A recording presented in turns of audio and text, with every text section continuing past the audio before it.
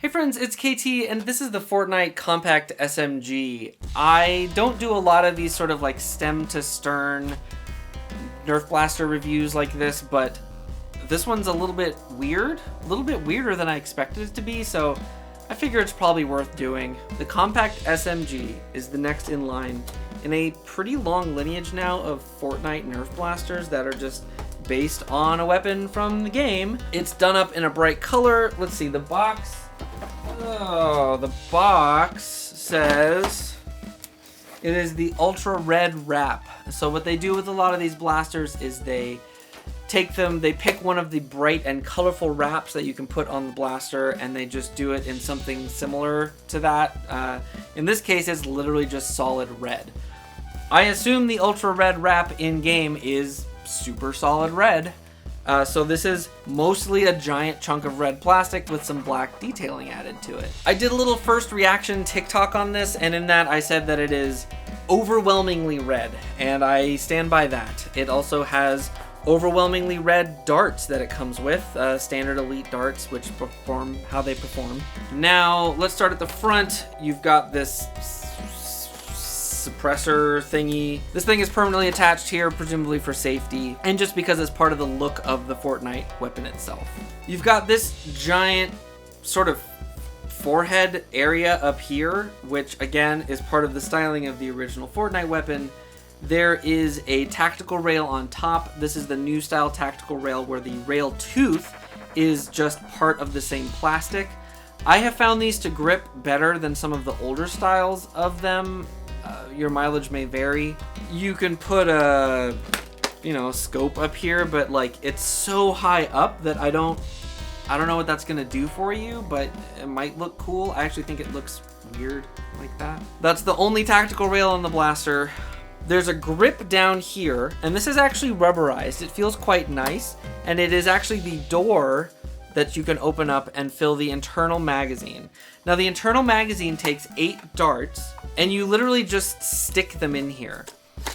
This part of the blaster really bugs me. If you're holding the blaster like this, you flip this door open, and you can just sort of jam darts in here, right? It's not too bad to load up on the fly as long as you sort of keep your blaster level. If you want to hold it up and reload darts, you can't do that because the door will flop shut. If you flip it over and you want to reload darts, you have to kind of lean it this way. If you hold it up like this, the door will flop. I wish they had just hung the door the other way, right? So that if it's here, it would have flopped open this way.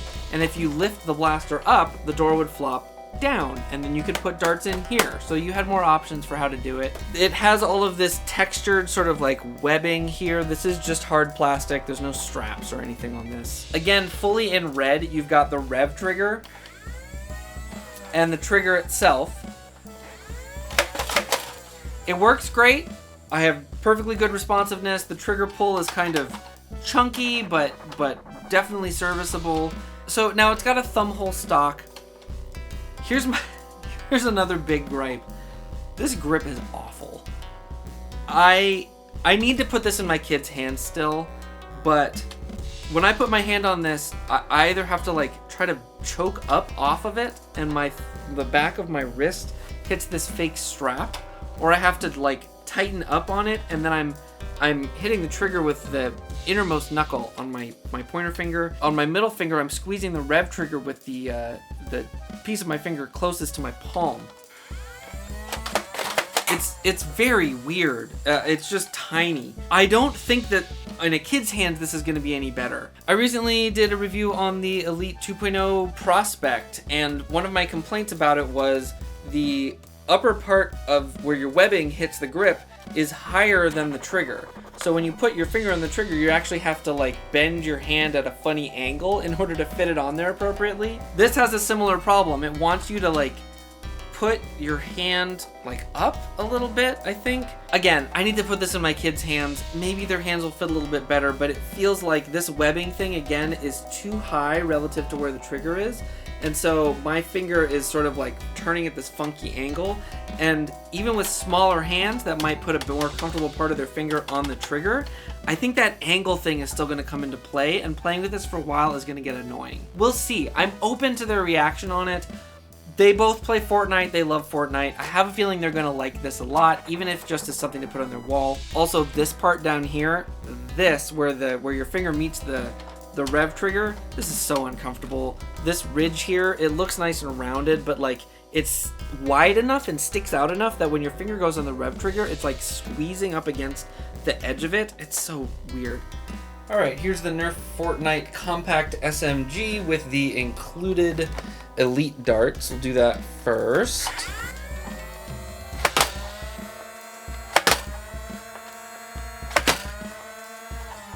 So it's about 60 feet per second when I fully allow it to rev all the way up. If I fire a little more quickly, let's see what that looks like.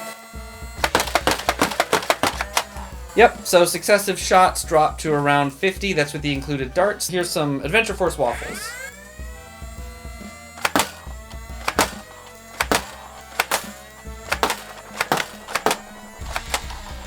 I got some errors there, but basically the same performance, just a tiny bit above 60 FPS. So ultimately it's about the same as what a Strife does on 4 batteries, which is as expected. Nerf generally puts the same motors in all of these blasters. There's no attachable stock point, there's nothing going on here, there's just this stock, and even for a kid, like, you have to choke up on it, but then you can't see over this giant thing, so you going like this, I guess you're just like putting your chin on this and you're kind of peering over the top. It's very strange.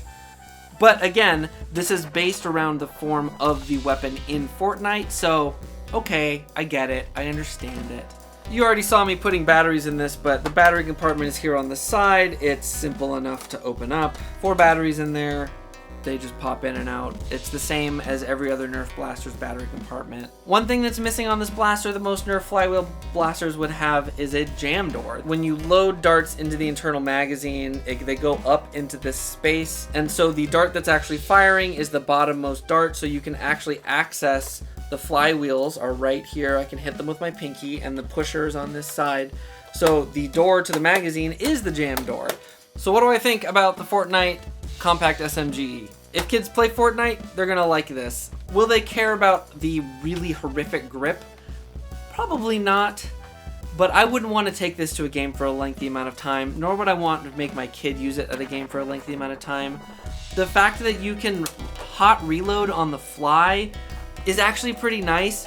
Like I said, I wish the door went the other way. It would be easier to use that way, but it's probably fine. A lot of people will probably say that this should have been a mag-fed blaster, and I certainly understand that. I will say that magazines are complicated, and kids don't like loading them.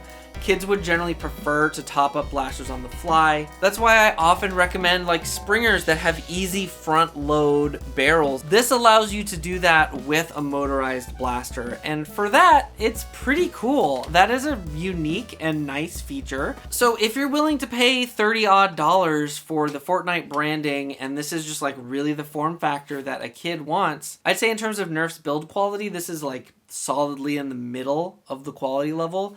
I wish there was more detail on it. I know they're trying to go for the bright red wrap.